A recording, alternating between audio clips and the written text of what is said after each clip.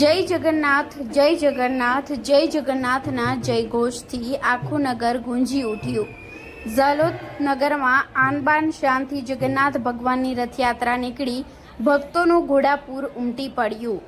જગતના તાત એવા ભગવાન જગન્નાથની 7મી રથયાત્રા ઝાલોદ નગરમાં આનબાન શાનથી નીકળી હતી। આ રથયાત્રા રવિવારના રોજ આસ્થાભેર વાતાવરણમાં નીકળી રથયાત્રાની પહિદ વિધિ પરમાર જયપ્રકાશ જયંતિભાઈ દ્વારા કરવામાં આવી હતી। તેમજ દાહોદ જિલ્લા SP Rajdeep Jhala, DYSP PDR Patel, Gujarat રાજ્ય ફૂડ એન્ડ ડ્રગ વિભાગના વાઇસ કમિશનર હિતેશ રાવત દ્વારા રથને હંકારવામાં આવ્યો હતો।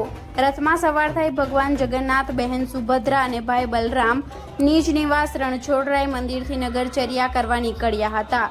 જગતના તાત એવા જગન્નાથ ભગવાનના રથને ખેંચવાનો લાહવો નગરના દરેક લોકો લઈ રહ્યા હતા અને ભગવાનના રથને ખેંચવાનો લાહવો મળતા દરેક ભક્તો પોતાને ભાગ્યશાળી માનતા હતા।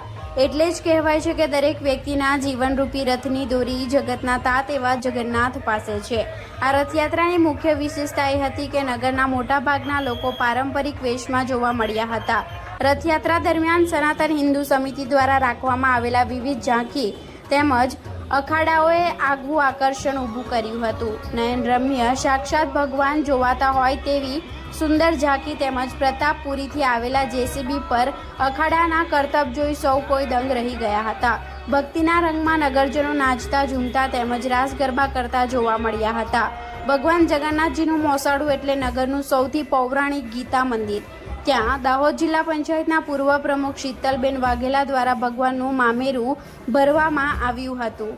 આખા રસ્તા દરમિયાન જય રણછોડ, જય જગન્નાથ એવા ભક્તિસભર ગગનભેદી નારાથી ગગન ગુંજી ઉઠ્યું હતું। ભગવાન જગન્નાથનો રથ રણછોડરાય મંદિરેથી નીકળી મુવાડા રામજી મંદિર, ભીલ રાજા, વસૈયા ચોક, બસ સ્ટેશન, આંબેડકર ચોક થઈ ડબગરવાસ, ગીતા મંદિર, સ્વર્ણિમ સર્કલ, કોલીવાડા, મીઠા ચોકથી વૈષ્ણવ હવેલી થઈ તળાવ મંદિરથી સોમનાથ મંદિર, લુહારવાડા, વડબજાર, ભરત ટાવરથી પરત રણછોડરાય મંદિરે પરત ફરી હતી।